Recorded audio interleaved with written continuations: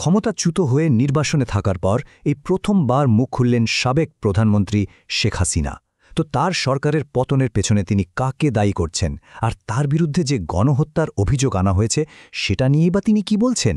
চলুন তার দেওয়া প্রথম সাক্ষাৎকারের মূল বিষয়গুলো এক এক করে দেখে নেওয়া যাক। তিনি বিশ্বে ৩টা বড় সংবাদ সংস্থাকে ইমেলের মাধ্যমে একটা সাক্ষাৎকার দিয়েছেন, আর সেখানে কিছু মারাত্মক অভিযোগ তিনি যেমন অস্বীকার করেছেন, তেমনি কিছু বিষয়ে আবার দায় স্বীকারও করে নিয়েছেন। আমরা তার কথার প্রত্যেকটা অংশ একটু বিশ্লেষণ করে দেখব যে তিনি ঠিক কী বলতে চাইছেন।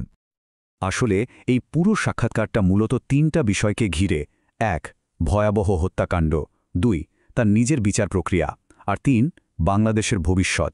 আসুন প্রথমেই দেখে নিই তিনি নিজেকে বাঁচানোর জন্য মূল কোন যুক্তিটা দিচ্ছেন। আর এখানেই কিন্তু তার ডিফেন্সের মূল স্ট্র্যাটেজিটা বোঝা যাচ্ছে। তিনি বলছেন, দেখুন, নেতা হিসেবে যা হয়েছে তার সামগ্রিক দায় তো আমারই, কিন্তু গুলি চালানোর নির্দেশ আমি নিজে দিয়েছি, এই কথাটা ঠিক না। মানে এটা একরকম দায় স্বীকার, কিন্তু ব্যক্তিগতভাবে নিজেকে নির্দোষ প্রমাণ করার একটা স্পষ্ট চেষ্টা। কিন্তু সবচেয়ে বড় যে প্রশ্ন, সেটা হলো বিক্ষোভকারীদের মৃত্যু নিয়ে। এই এতগুলো মানুষের মৃত্যুর দায় আসলে কার? চলুন দেখি এই ব্যাপারে তার ভাষ্যটা কি। তো এখানে আমরা দুটো একেবারে আলাদা ছবি দেখতে পাচ্ছি।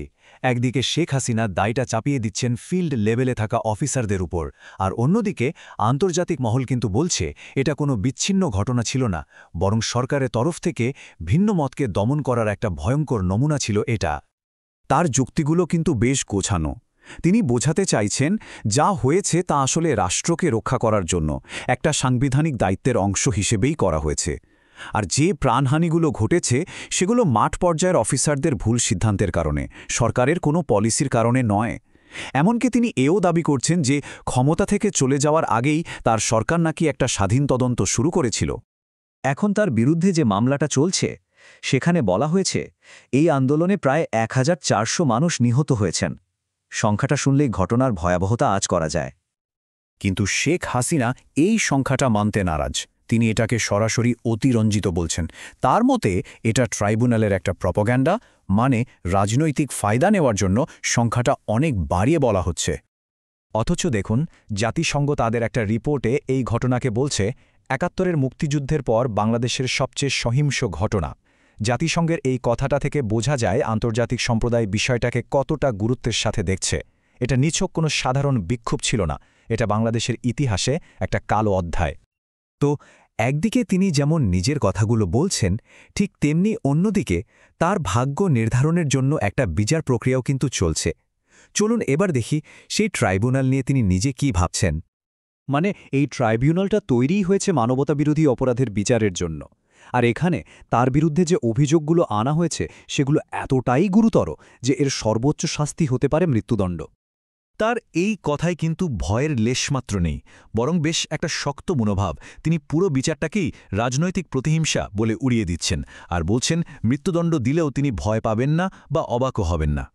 এখন তার বিরুদ্ধে সবচেয়ে বড় প্রমাণগুলোর একটা হিসেবে দেখানো হচ্ছে কিছু অডিও রেকর্ডিং, যেগুলো আদালতে জমা দেওয়া হয়েছে। তো এর জবাবে তিনি কি বলছেন?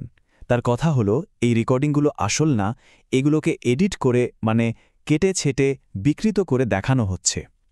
এই যুক্তিটাও কিন্তু তার রাজনৈতিক প্রতিহিংসার শিকার এই মূল থিমটাকেই সাপোর্ট করে। আচ্ছা, বিচার আর অতীত নিয়ে তো অনেক কথা হলো। তিনি কিন্তু ভবিষ্যতের কথাও বলেছেন। তার দল, দেশ আর তার নিজের ফিরে আসার সম্ভাবনা নিয়ে তিনি কি ভাবছেন, চলুন জেনে নিই। তিনি পরিষ্কার করে বলেছেন তার জীবন ঝুঁকির মধ্যে ছিল, তাই দেশ ছাড়তে বাধ্য হয়েছেন। আর দেশের এই সংকট কাটিয়ে ওঠার জন্য একটা অবাধ, সুষ্ঠু আর সবার অংশগ্রহণের নির্বাচনকেই তিনি একমাত্র উপায় হিসেবে দেখছেন। আর তার দেশে ফেরাটা নির্ভর করছে তার দল নির্বাচনে অংশ নিতে পারবে কিনা তার উপর। এখানে একটা খেয়াল করার মতো বিষয় হল, শেখ হাসিনা বলছেন যে আওয়ামী লীগ চালাতে তার পরিবারের কাউকে দরকার নেই, অথচ রয়টার্স মনে করিয়ে দিচ্ছে গত বছরই তার ছেলে সজীব ওয়াজেদ কিন্তু বলেছিলেন যে দল যদি চায় তাহলে তিনি নেতৃত্ব নেওয়ার কথা ভাবতে পারেন। তার জেঙ্গারোটা বেশ স্পষ্ট। তিনি বলছেন আওয়ামী লীগকে বাদ দিয়ে কোনো রাজনীতিক ব্যবস্থা টিকতে পারে না। এটা হবে দেশের জন্য একটা আত্মঘাতী সিদ্ধান্ত, কারণ এর মানে হল লাখ লাখ ভোটারকে তাদের পছন্দের দল থেকে দূরে রাখা। এই লম্বা সাক্ষাৎকারে তিনি অনেক কিছুই বলেছেন, কিন্তু কিছু খুব জরুরি প্রশ্ন কিন্তু এড়িয়ে গেছেন। চলুন দেখি কোন বিষয়টা নিয়ে তিনি একেবারেই চুপ থেকেছেন। তাহলে কোনো জরুরি প্রশ্নের উত্তরটা পাওয়া গেল না? রয়টার্স যে বিষয়টা পয়েন্ট আউট করেছে সেটা বেশ গুরুত্বপূর্ণ। তার শাসনামলে গুম, বিচার বহির্ভূত হত্যাকাণ্ড আর গোপন জেলখানার যে ভয়াবহ অভিযোগগুলো ছিল, সেই শত শত নিখোঁজ মানুষের ব্যাপারে তিনি পুরো সাক্ষাৎকারে একটা কথাও বলেননি।